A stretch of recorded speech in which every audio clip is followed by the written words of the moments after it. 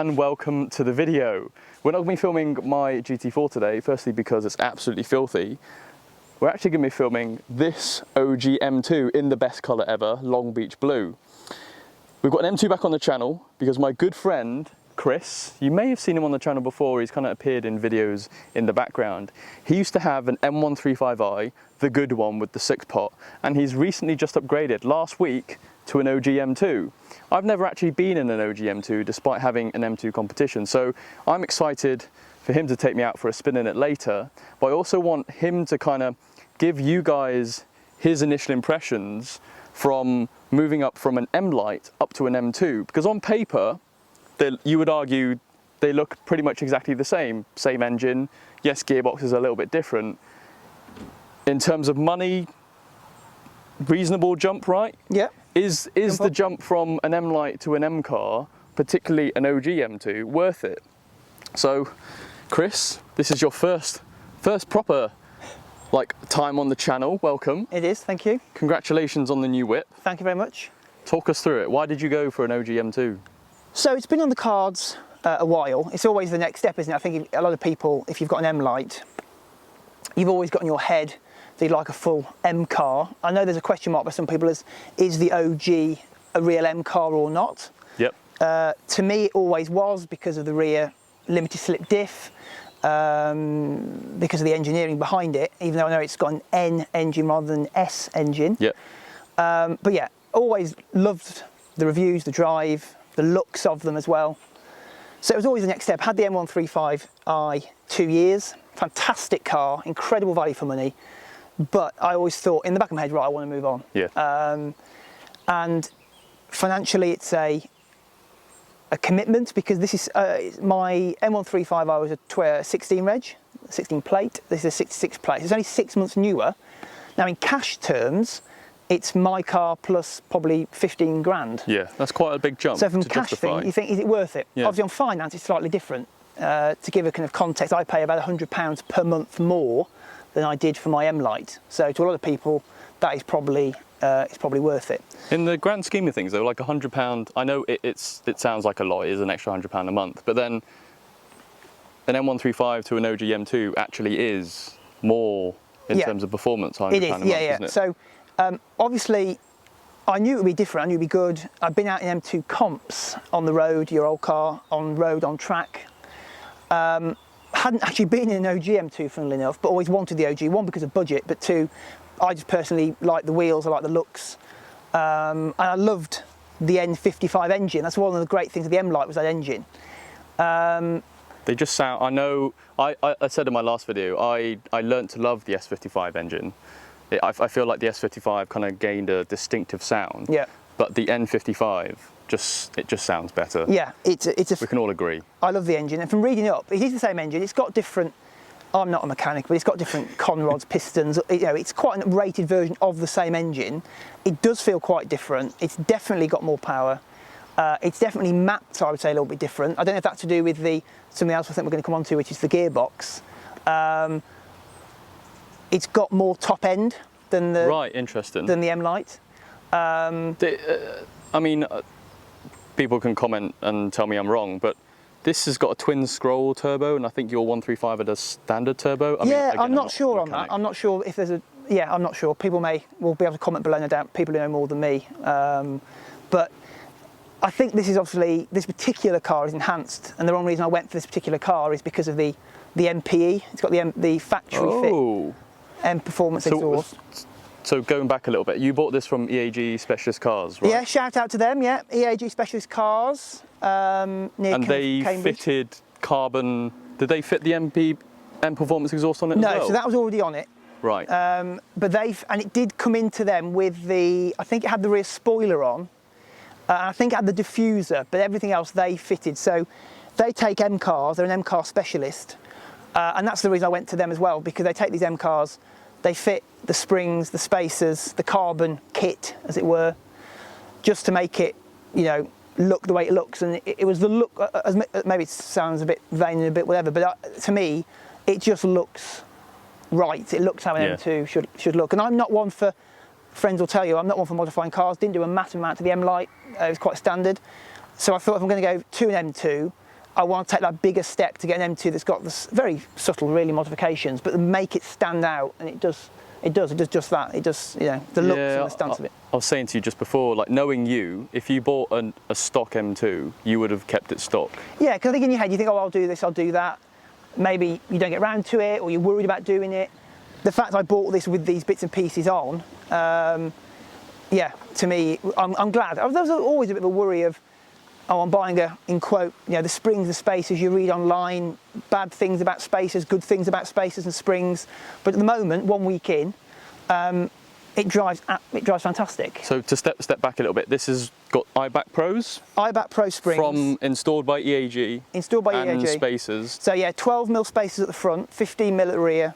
And it has, I mean, the stance, when I saw it this morning, the stance on it, it looks so squat. It looks really, really good. I mean, that's a thick splitter. So have you scraped it yet? Sadly, yes. So 1 week in, have had a meeting with a rather large speed bump and did catch the inside edge. Again, just got to get used to it. The M light was so, you know, in context, so high. So I've gone to an M2, which is lower anyway, and then got lowering springs, and then fitted a carbon splitter. So I've gone from one extreme to another. So I'm just getting used to it. So unfortunately, I have scraped it once. But overall, as long as you're careful, it's not too bad. Clearly, there are going to be limitations with the front end, a bit like your GT4. But then when you park it up in a normal car park now or anywhere, it just stands out, you know. So to sum up, the upgrade's been worth it. Yes. It makes sense. Yeah. You talked about mapping of the engine. Yeah. What way is it different from your old 135? So to me, I think the N55 when in the 135 was silky smooth, absolutely silky smooth, linear power. I think maybe that's to do with the ZF gearbox as well. Especially at low speed, this is much more peaky, I would call it. You've got to rev it out a bit more, but when you do, it feels a more special engine. It really comes alive.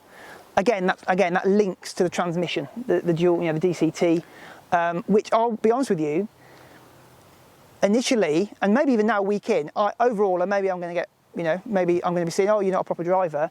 I prefer the ZF. Actually, overall, I think the ZF. I daily this. This is my daily car. It goes to work and back every day. It'll do 10 or 12,000 miles a year.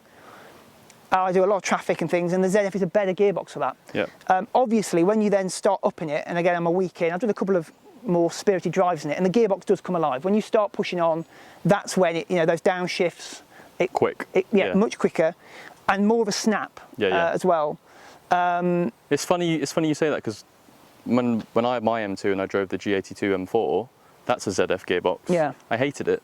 I thought it was slow and sluggish. So maybe it's a thing that takes time to get used to. Maybe I'm a bit, I don't know, maybe I'm a bit soft and old, which is why maybe I'm a bit stupid having a car with a big carbon splitter on the front. But it's still fine, it's doable. I mean, it just makes so many mechanical noises compared to the ZF, which is absolutely silent. Manoeuvring in this, you know, going into reverse, it clunks, it clanks, even pulling away in traffic when it's cold. It's just getting used to it. Yeah. And it's still a good, you can live with it in town. It's not a manual, for example, but yeah, it's definitely different to the ZF, put it that way. Definitely different to the ZF. Okay. We've talked about the exhaust. You think it's, I think, and then you're not sure, it's just an MP back box? Yeah. I mean, it's so loud, and this was the pre-OPF cars. It probably doesn't need to be straight piped or cat back, because it's... No, and I think because it was a factory fit, this is obviously BMW M, I presume they've just gone a posh or a nice back box on it. Yeah. Obviously, we've mentioned there no OPF. The back box itself looks lovely. It's got the lovely silver back box, which is another reason why I didn't want a comp, because as it's think, the back box on this, it just looks great. Yeah, it's become the characteristic of it, but it still ruins the rear end. Yeah. Yeah, no, I agree. And the best colour, Long Beach Blue. Had to be Long Beach Blue. It's good to see a Long Beach Blue, and for a friend to have an M2 that's in Long Beach Blue, because it's nice to see one again. And going down the motorway today with Chris, it just looked really, really good in my rearview mirror. The stance, it's just so squat and hunkered down. All right, let's hop in for a little drive. Yeah. I can give you my first impressions. And yeah.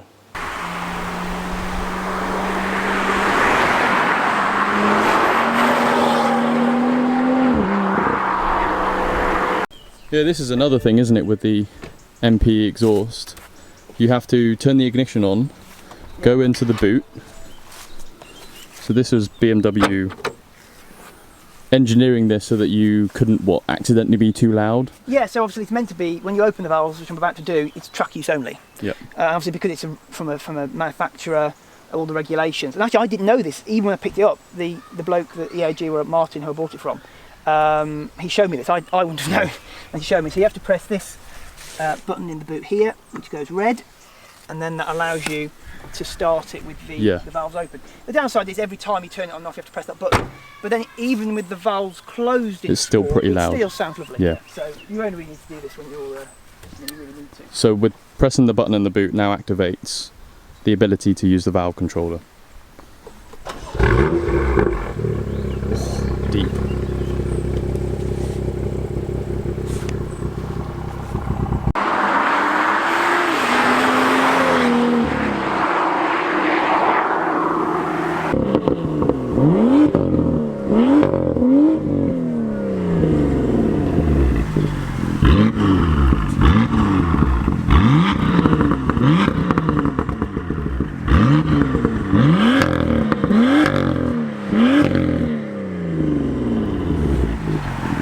Alright, last bit of filming with Chris in the car, in the cabin.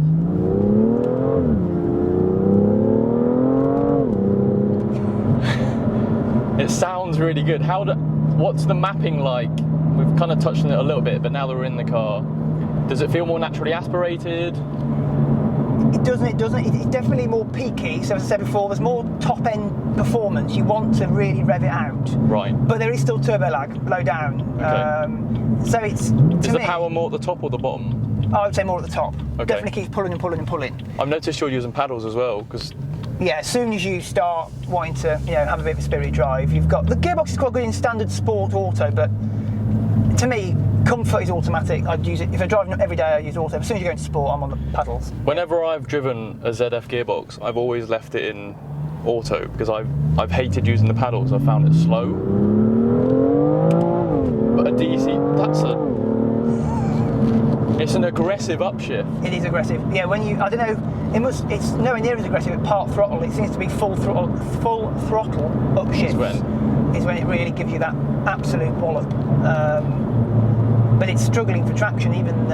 It's spinning its tyres. Yeah, the track. I'm in sport, not sport plus, so the traction control light is giving me a little flicker there. Yeah. But yeah, I mean, plenty of performance.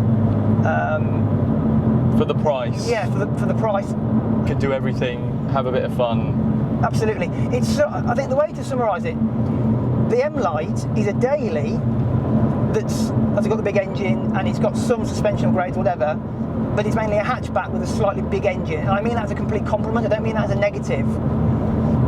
It goes to a limit and to a point, and it is a bit soft and a bit floaty. This, it's a bit less of a daily because of that. Again, I've not driven an OG M2 without the springs, and whether they have a big difference, I don't really know.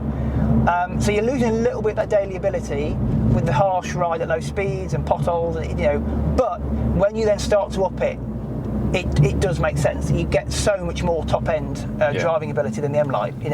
The turning's the main clincher for me.